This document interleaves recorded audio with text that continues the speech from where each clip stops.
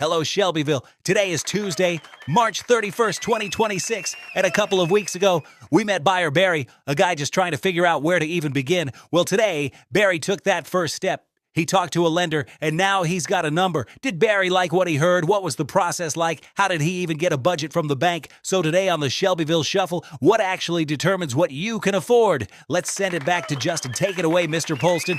Hello, everyone. Thanks for tuning in. This is a really fun thing we've been doing here. And first off, we want to give a shout out to Golden Bear Golf Carts today. They've started trucking us to and from the studio, and they have some sweet rides. So make sure you check them out in Shelbyville. Now for today, we're going to dial in buyer Barry. Barry called in a couple of weeks ago before spring break. We gave him some pointers on getting started with his pre-qualification journey, so to speak. And I have heard officially that Barry took that first step, which was he talked to a lender. He got his 2 years tax returns, 60 days of pay stubs, 60 days of bank statements. And now because he got some of his jitters out of the way and took that step, he's finally got a real number associated with a real house. But here's the thing.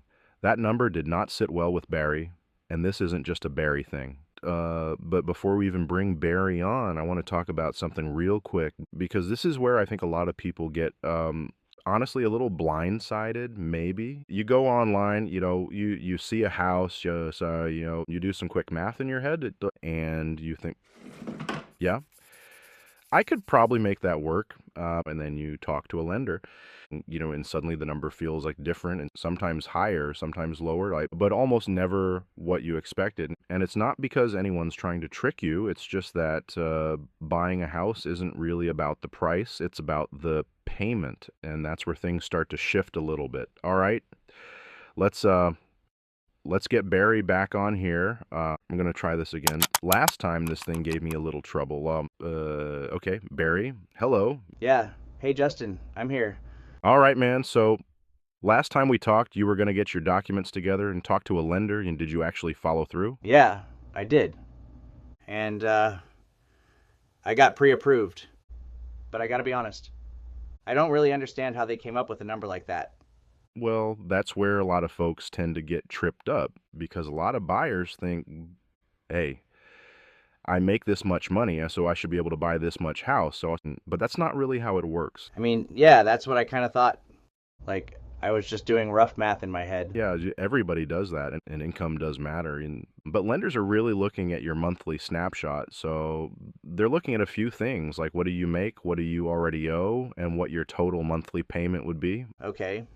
So not just income then. Exactly, right? So there's actually a ratio they use out. You might hear it called DTI, which means debt to income. But honestly, you don't need to get deep into the math. The simple version is basically like how much of your monthly income is already spoken for and how much room is left for a house payment.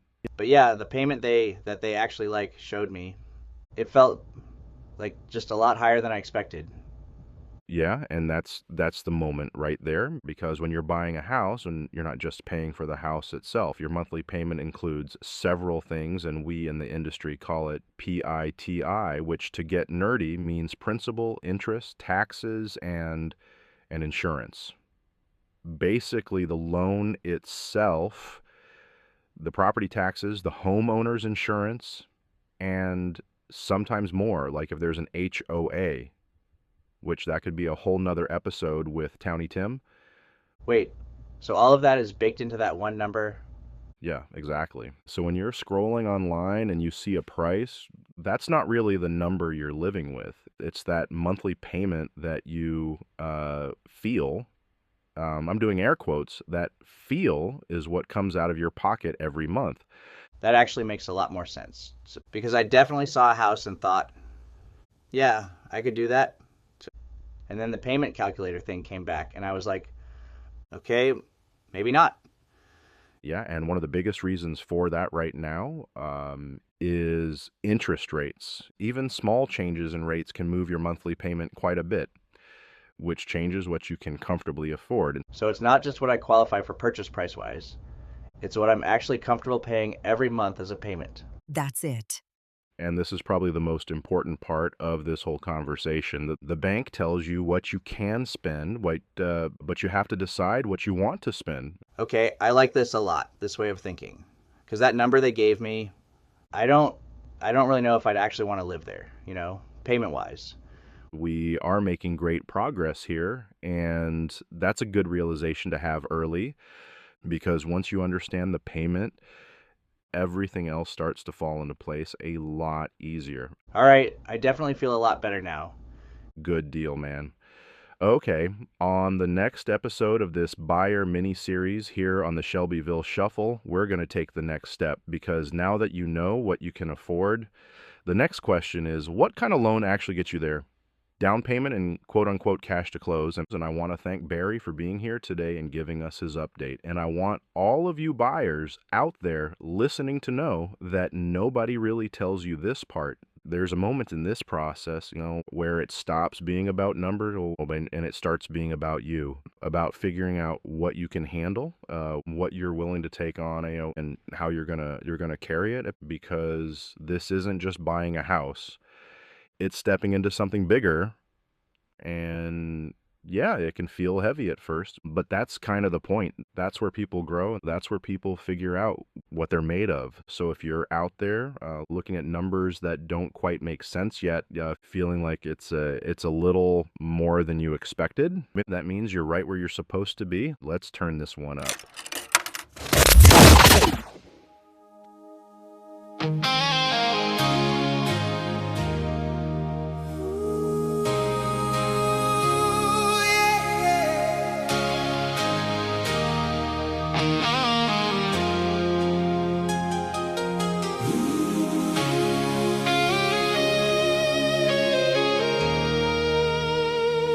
I was staring at the ceiling, doing math I couldn't trust.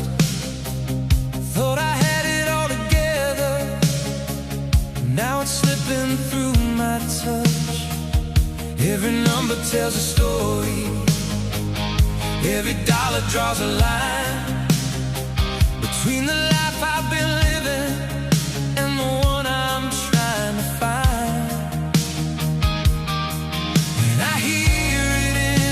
Silence, something calling me ahead. It's more than the numbers, more than the lines on a page, more than the weight of a moment,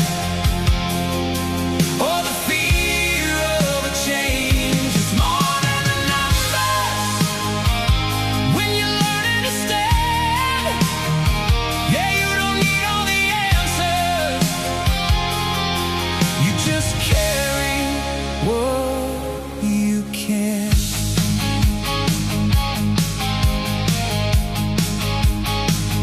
There's a pressure in the distance, like a storm about to break. Every step a little heavier, every move a chance I take. But I feel it in the turning, like a fire in my chest. Maybe growing into something means you don't feel ready yet. And the voice inside is saying, you're closer than you bet. It's more than the numbers, more than the lines on a page, more than